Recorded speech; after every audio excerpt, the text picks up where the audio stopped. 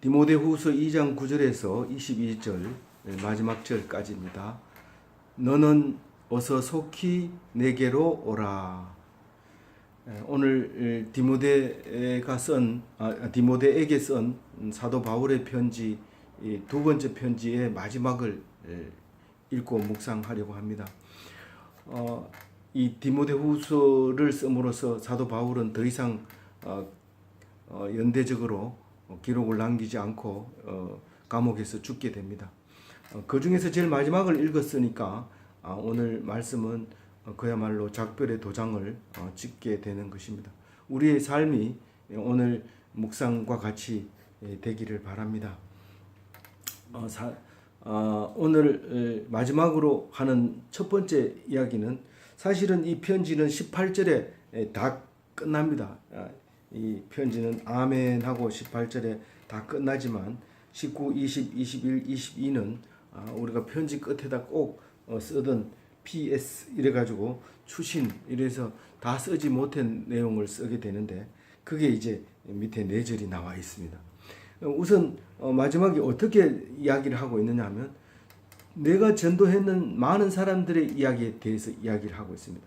내가 전도했는 여러 사람들이 이런 사람들이 만났고 이런 사람들은 이제 어떻게 되었다 하는 얘기를 합니다. 그 중에서 마무리 지으면서 두 가지를 얘기합니다. 사실은 이 추신을 빼고 나면 두 가지 얘기를 하고 있는 거예요. 이 추신을 빼고 나면 두 가지 얘기를 하고 있는데 나의 전도의 열매들의 행방에 대해서 얘기하고 나의 대적자들이 누구인데 그 대적자가 우리에게 주는 놀라운 하나님의 역사를 이야기를 하고 마치게 되는 겁니다.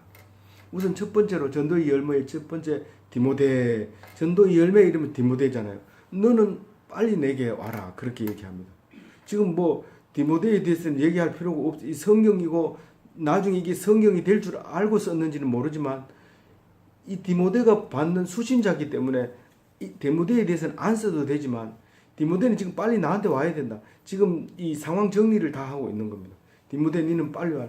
왜 빨리 오라고 하냐면 1장에 보면 죽기 전에 내가 너에게 안수하고 죽겠다는 거예요.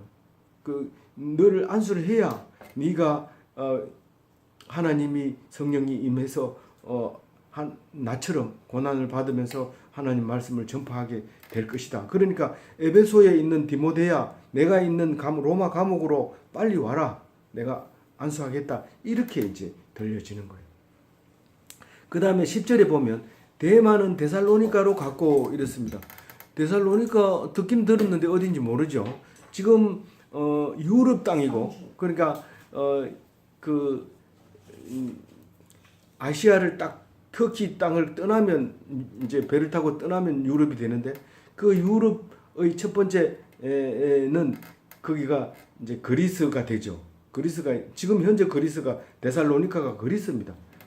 그쪽 해안 쪽으로 에게해 쪽으로 붙어 있는 그 섬이 해변가 도시인데 데살로니카는 그리스의 두 번째 도시, 부산과 같은 그런 큰 도시입니다. 그 대마는 데살로니카로 갔고 왜 갔는지 얘기합니다. 왜 갔어요? 세상을 나보다 더 사랑함으로. 그러니까 사역하러 간 게 아니라 사업하러 간 거죠. 큰 도시에. 그래서 나를 버렸고 그러니까 나를 떠나서 이제 세상으로 갔단 말이에요. 대마는 어떤 사람이니까요? 이 대마는 사실은 바울의 사랑받는 자로서 정말 뜨거웠어요. 골로새서에 나오는데 그렇게 사랑받는 자로 표현했던 그 대마가 떠나버렸어요. 이 말을 하면서 이 바울은 마음이 편했을까요? 몸도 이제 지쳐서 이제 그 로마 황제 누굽니까? 바로가 이제 죽이려고 하는 것도 예감하고 있고 이제 로마가 그 로마 황제가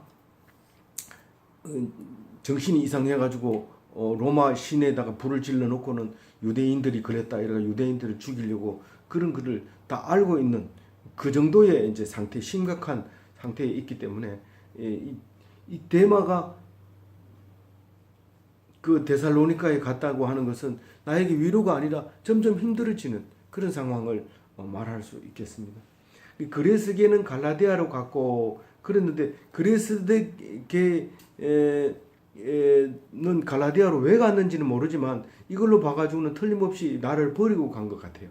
그래서 그레스게는 여기 한 군데만 나오지만 이름을 꼭 집어서 얘기하는 걸로 봤을 때는 이 사람도 칭찬은 안 해줬고 또 다른 데는 안 나오지만 그럼에도 불구하고 갔다고 하는 것은 마음 아픈 일이다. 우리가 개척 교회를 할 때 한 사람이 들어와서 두 사람을 데리고 나갈 때의 아픔과 같은 그런 이제 마음으로 말하고 있는 것 같습니다.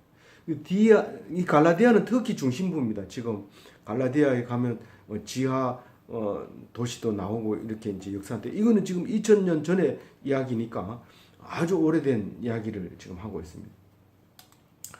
디도는 달마디아로 갔다 그랬는데 뭐 달마가 동쪽으로 간 이유 뭐 이런 게 생각이 나는데 그 달마하고는 아무 상관 없는 거고요. 달마디아는 지금 현재 세르비아 땅을 그 지역 일대를 달마디아라고, 물론 지금 현 국가 경계선하고는 좀 다르지만은 세르비아에 있는 쪽을 달마디아라고 했다는 겁니다. 러시아에서 이제 독립해서 나온 게 세르비아로 됐죠. 역사적으로는 아주 좀 복잡한 구조로 되어 있습니다. 원래 유고슬라비아에서 이제 세르비아와 세 나라로 나눠지면서 또 지역도 바뀌어지면서 그렇게 되어 있습니다. 어쨌든 그 지역으로 이제 가게 됩니다. 근데 이 디도는 보통 사람이 아니죠. 디도스의 수신자이기도 하고 바울이 아들이라고 부르기도 하고 그리스 사람이면서 할례를 받지 않았던 것을 다른 데다 이야기하는 그런 디도고, 또 고린도 전서를 들고 고린도를 가서 고린도 전후서를 들고 고린도에 가서 편지를 전달하고 또 그 고린도의 그 상황을 또 바울에게 이야기하고 하던 그 디도, 훌륭한 사역자 디도죠. 그레데에서 목사로 그냥 사역자로 그레데 섬, 그레데가 지중해에서는 가장 큰 강력한 섬이죠. 큰 가운데에 있는 섬이 크레타 섬입니다. 역사적으로도 유적도 많고요. 거기서 온 사람들이 이제 블레셋 사람들이다라고 얘기할 정도로 오래된 그 역사 기록 이전의 사람들의 땅이 이제 거기 이 그레데 사람인데 거기에 사역자로 남겨뒀던 이 디도입니다. 디도에 대해서는 기록이 많습니다. 이 달마디아로 갔다고 얘기를 해요. 그래서 이 갔다고 했다는 것은 이게 파송했다는 뜻은지 아닌지는 잘 모르지만 아마 그쪽으로 가는 것은 사역지를 벗어난 것 같기도 하고요. 그게 거기서 이제 뭐 순교했다는 전성도 있어요. 근데 그런 거에 대해서는 우리가 성경에 안 나와 있으니까 우리가 이제 얘기할 수는 없지만 그렇게 떠났다는 얘기를 오늘 하고 있습니다. 그리고 누가만 나와 함께 있느니라. 이 사역지를 누가는 나와 함께 정했다는 건지 다 떠나고 누가만 나와 함께 있다는 말인지 모르지만 누가가 있습니다. 이 누가는 잘 알잖아요. 누가복음의 저자고 옥중에서 같이 있었다는 말이죠. 이 말은 함께 있느니라 이 말은. 그리고 그 사도 바울의 주치의로 의사입니다. 이게 누가가. 그래서 사도 바울이 감옥에 있을 때 이제 아픈 사도 바울을 도와줬던 거 아닌가, 떠날 수도 없는 그런 상황에 있었던 게 아닌가 그렇게 생각이 되집니다. 그러면서 네가 올 때, 누가 올 때? 디모데가 올 때 누구를 데리고 오라고요? 마가를 데리고 오라고 합니다. 마가가 아마 에베소에 있었던 것 같아요. 그러니까 데리고 오라 하죠. 근데 이 마가가 나의 일에 유익하니라 이랬는데 이 말을 한 이유가 있어요. 사실은 제일 첫 번째 사도 바울이 이 전도를 갔을 때 이 마가가 중간에 돌아오는 바람에 아주 많이 삐졌었어요. 이 사도 바울이 삐져가지고 두 번째 갈 때는 그 마가의 외삼촌 그 바나바하고 엄청 싸웁니다. 마가 데리고 가자, 안 된다. 결국은 둘이 싸워가지고 헤어지면서 마가도 못 데리고 가고 바나바도 못 데리고 이제 따로 헤어져서 가게 됩니다. 그랬던 이 마가가 나에게 유익하다고 얘기하는 것은 아마 그 앞에 있었던 일들을 생각하며 오해할 수 있을 것 같아서 이렇게 얘기한 것 같아요. 그래서 이 마가는 유별나게 또 베드로가 사랑을 합니다. 그래서 베드로가 나의 아들 마가라고 얘기합니다. 그렇게 이제 그 베드로 전후서를 쓰면서 마가가 도와주지 않았나 이제 이렇게 얘기하기도 합니다. 그래서 데리고 오라고 합니다.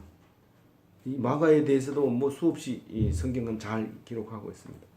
그런데 이제 12절에 보면 두기고는 에베소로 보내었노라 이렇게 얘기합니다.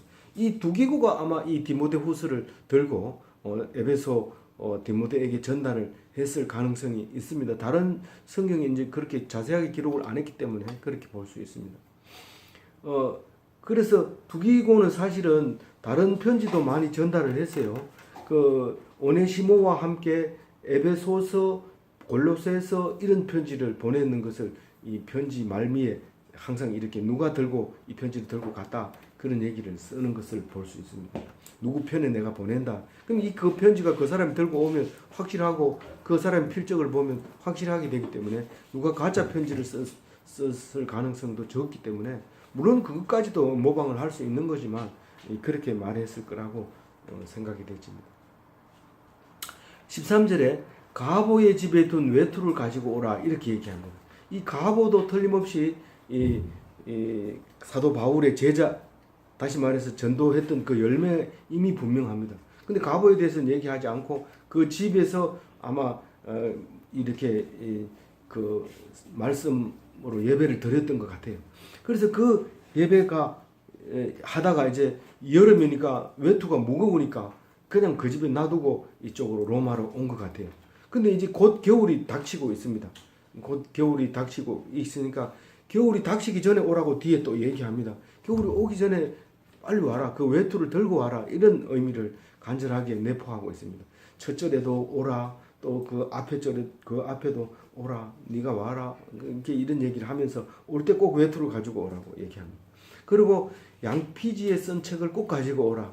여기는 이제 특별히 가죽 종이에 쓴 것을 가지고 오라 이랬는데 이 가죽 종이에 쓴 거는 두루마리로 못하고 파피루스에 써야 이 두루마리로 쓰는데 이 가죽 종이는 책처럼 이렇게 넘기도록 이렇게 만들어졌어요. 그 가죽 종이에다가 이제 이 성경을 썼는데 2000년 전에 당연히 그랬죠. 우리가 볼 수 있는 성경은 이 종교 개혁 개신교의 산물이지 이 구가톨릭에서도 이런 성경을 감히 보지 못했는데 이 인쇄가 발달하면서 개신교가 탄생하면서 우리는 성경을 맘 놓고 읽을 수 있고 누구든지 읽을 수 있게 된 것이죠.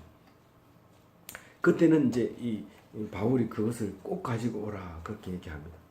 뭐 바울은 이 양피지에 쓴 성경책이 없어도 할 수 있지만 그래도 그것을 빠뜨린 거라든가 이런 것이 생각나게 하려면 그 성경이 필요했던 것 같아요.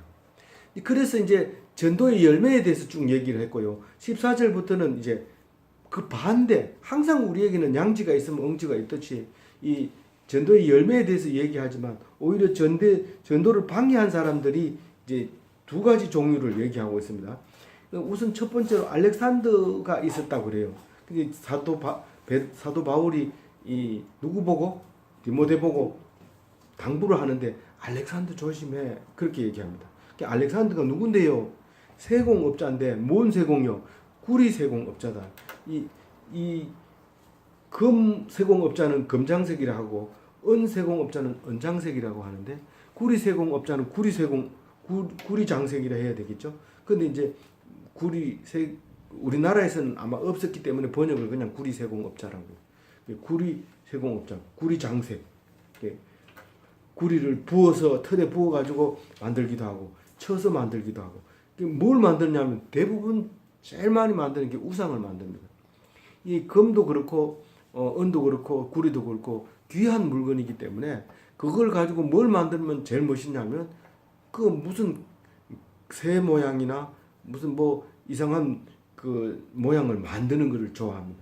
그래서 집에 딱 올려놓고 이렇게 바라보고 있기를 좋아합니다. 그래서 이때는 이게 우상을 만들어서 이런 거 만들어서 집에 놔두면 복을 받습니다. 그렇게 장사하던 사람들인데 바울이 와서 우상은 다 잘못됐고 오직 말씀만 있다고 얘기하니까 장사가 안 되잖아요. 그러니까 당연히 대적했죠. 근데 그냥 대적한 게 아니라 아주 없애버리려고 각오를 하고 죽이려고 했던 것 같아요. 엄청 대적했다. 엄청난 해를 입혔다. 자기를 따르던 사람들도 다 흩어지게 만들었고 그렇게 했다. 그 얘기를 합니다. 그 디모데 니 주의해라. 이것은 반진리 진리를 반대하는 자들이다. 라고 이제 얘기를 합니다. 그러면서 바로 무슨 얘기를 하냐면 아마 알렉산더하고 거의 관계 있는 얘기예요. 처음 재판을 받을 때 알렉산더 때문인지 아닌지는 정확하게 얘기할 수 없지만 아무도 나를 도와주는 사람 없었다. 다른 말로 얘기해서 재판 받을 때 내 혼자 가서 받았다는 거예요. 그 많은 사람들이 제자들이 많은 그 전도의 열매들이 이 나를 존경하는 것 같고 옳다고 박수치고 막 모여들던 사람들이 내가 재판 받으러 가니까 정인으로 따라온 사람 하나도 없었다. 내 혼자 재판 받았다. 그 얘기를 하고 있어요. 몇 절에? 7절에. 그런 얘기를 합니다. 그런데 사도 바울이 이겼어요? 졌어요? 재판에서 주님이 힘을 줘서 사도 바울은 당연히 이긴 거고 딴 사람들이 볼 땐 진 거예요. 그래서 감옥에 간 거예요. 그게 겁이 나서 사도 바울 편에 못 들어준 거예요. 예수님도 분명히 중벌을 받았죠. 그보다 더 큰 벌을 받을 수 없어요. 그런 벌을 받았지만 예수님 입장에서 보면 당연히 승리한 거고 살아난 거고 이긴 거죠. 근데 유대인들은 예수 죽였다고 좋아하고 속이 시원하다.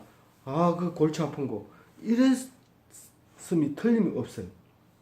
근데 사도 바울은 17절에 주님이 동행했기 때문에 내가 힘을 주셔서 이제 감옥에 있지만 말씀이 선포되고 온전히 말씀이 전파되고 그 일을 통해서 이방인이 다 듣게 되게 해 주셨다. 그래 얘기를 합니다. 17절에. 좀 놀라운 말씀이죠.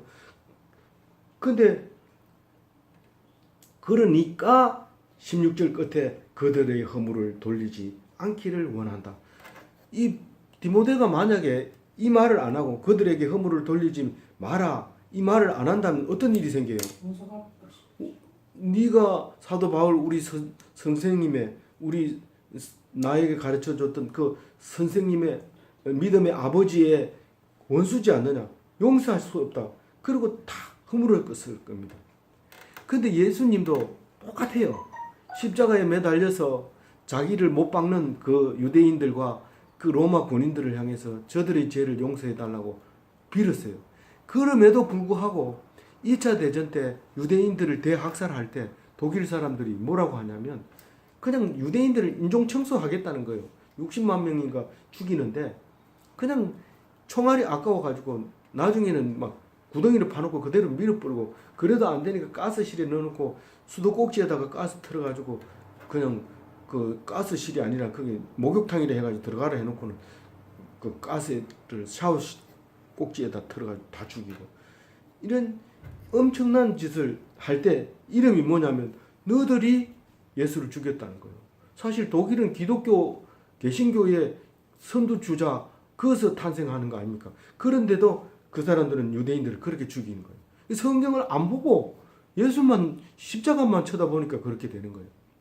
용서하라고 그랬는데 예수님이 용서하라는데 왜 독일 사람들이 그 유대인들을 죽여야 돼요? 그러면 안 돼요. 우리들이 유대인을 보면 뭐 존경을 표해야 될 필요는 없지만 유대인들이 이 성경을 썼다고 한 사실에 대해서는 우리는 인정해야 되고 그 사람들의 정신에 대해서는 우리는 그 앞에서 양자예요. 친자식 앞에서 양자가 무슨 큰 소리를 치겠어요. 그런 마음으로 우리는 다른 사람도 사랑하지만 그 예수님의 예수님이 유대인에게 왔잖아요. 그러니까 섬기라는 것이 아니라 그 사람들을 그렇게 박해를 해서는 안 된다고 예수님이 용서하라고 그렇게 하신 말씀인데 오늘 여기서도 16절 끝에 보면 그들에게 허물을 돌리지 않기를 원한다. 그렇게 디모데 보고 유언으로 남기고 이제 죽는 거예요. 예수님도 십자가에서 이제 죽기 직전에 내가 꼭 이 얘기는 하고 죽어야 되겠다. 그러면서 저들의 죄를 용서하소서 그렇게 합니다. 사람들 보고 얘기하지 왜 하나님 보고 그렇게 기도합니까? 거기는 믿는 사람이 하나도 없어요. 만약에 누구 보고 얘기했다면 그 사람 또 십자가 박아야 돼요. 그러면 그 말이 전달이 안 됩니다. 그러면서 이제 17절 끝에는 뭐라고 하냐면은 사자의 입에서 건져내어 주신 이런 얘기를 합니다. 근데 뭐 갑자기 감옥에 집어넣고 그 많은 사람들이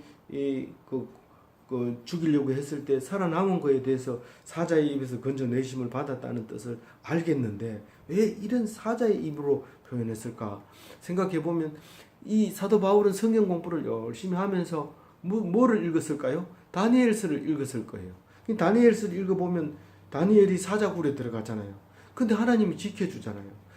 그거를 생각하는 거예요. 예수님이 성경대로 오신 예수님이 성경에서 다니엘을 살린 것처럼 나를 살리셨구나. 그렇게 표현을 하고 싶은 거예요. 마지막에는 항상 편지의 마지막에는 어려운 구절들이 한 절씩 들어있는데 이것이 사도 바울의 성경 지식과 성경 신학을 우리가 엿볼 수 있는 것이죠. 18절에 보면은 이제 마지막 인사를 하면서 이런 얘기를 합니다. 주께서 나를 모든 악한 일에서 건져내 주셨다. 그렇게 얘기합니다. 우리가 까뜩하면 남을 죽이거나 까딱하면 자기를 자살하거나 까딱하면 남을 죽이지는 않아도 거의 사경에 헤맬 정도로 퍼붓는다든가 그만 저주의 말을 한다든가 그것은 자기를 망가뜨리는 것과 동일한 거예요. 그렇게 하기 쉬운데 사도 바울은 그 악한 일에서 건져내 주셨다고 얘기합니다. 내 노력으로 안 됩니다. 미운데 그 좋은 말이 나갈 수가 있어요. 그건 당연한 겁니다. 내가 교회 다니는데 사람이 왜 이래? 그렇게 생각할 필요 없습니다. 하나님이 나를 그렇게 만들어 놨으면 욕하고 싶을 땐 욕하는 거예요. 그런데 하나님이 입을 탁 틀어막으면 말 못합니다. 하나님이 틀어막아 줬다는 사실을 알게 됩니다. 욕 못하게 하고 남 아프게 못하고 그 대신에 내가 아파져. 그게 친구를 위해서 내가 목숨을 버리는 것이 되는 것이죠. 그래서 나를 악한 일에서 건져내시고 그의 천국에 들어가도록 누구의 천국에? 하나님의 나라에 들어가도록 구원해 주셨다. 나를 구원해 주셨다. 그래서 그에게 영광이 세세무궁토록 있을지어다. 누구에게 영광이 있을지어다? 하나님께, 예수님께 영광이 세세무궁토록 있을지어다. 무슨 말이에요? 만약에 내가 이 감옥에서 고난받은 것이 세상의 영광이라면 그건 하나님의 영광이다. 그 얘기를 하고 있는 거예요. 그런데 여기도 여전히 사도 바울은 찌어다 이런 말을 씁니다. 찌어다는 명령이에요. 그 영광이 있으라, 태양이여 밝아라. 뭐 이런 게 자기가 태양보다가 높은 것처럼 우리가 얘기하지만 사실은 우리는 그것을 아주 능동적으로 나이가 명령하는 것으로 우리가 말을 표현합니다. 그래서 목사님이 축도할 때도 항상 있을지어다 이렇게 이제 축도를 하게 되죠. 그렇게 축도를 해놓고 이제 붙이려고 가만 생각하니까 또 생각나는 게 있어요. 그래서 PS 주신 문안할 사람이 있구나. 거기에 에베소에 있는 브리스갈라와 아굴라와 브리스가는 브리스길라라고도 해요. 브리스길라 혹은 브리스가 아굴라 그리고 오네시보로에게 문안한다. 잘 있느냐? 이렇게 편지를 보냅니다. 그 브리스길라와 아굴라는 이 사도 바울하고 직업이 동일해가지고 만나요. 이 텐트 치는 직업을 가지고 있는데 두 부부예요. 브리스길라와 아굴라가. 근데 이 브리스길라가 여자인데 앞에 이름이 나와요. 무슨 말이냐면 맨 처음에는 아굴라가 먼저 나와서 살기 이제 일을 하다가 브리스길라가 항상 앞에 나오는 것은 신앙이 더 좋아요. 그래서 가르치는 것도 브리스길라가 제자가 더 많아요. 어쨌든 브리스길라와 아굴라 그리고 오네시보로는 앞에 나왔어요. 여기 우리 그 1장에 나와가지고 내가 로마 감옥에 있을 때 그 사람이 로마에 왔을 때 한 번도 안 빠지고 감옥에 들려서 내가 감옥에 있는 것을 친구인가 봐요. 둘이.